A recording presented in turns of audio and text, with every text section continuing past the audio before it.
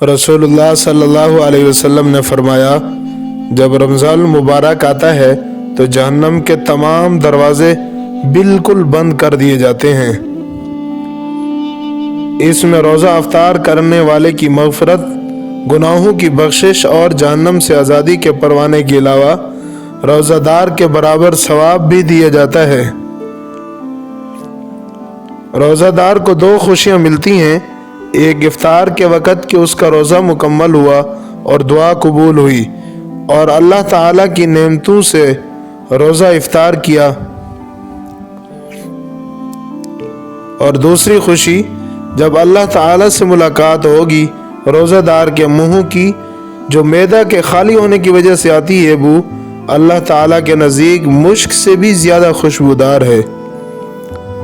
रमज़ानुल मुबारक हमारे लिए सब्र का महीना है और सब्र का बदला जन्नत है।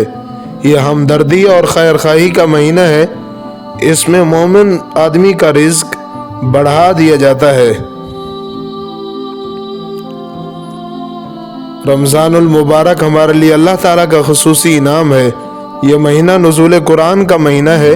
अल्लाह ताला की ख़ास रहमतों और बरकतों का नुज़ूल, फराखी रिज़्क, एक दूसरे की खैर खाई और जहन्नम से निजात हासिल करने के लिए की जाने वाली काविशों का महीना है।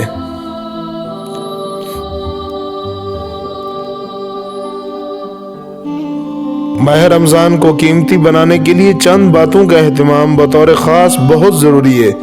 इस माह में तमाम फ़राइज़ और वाजिबात की अदायगी का खूब एहतमाम करें।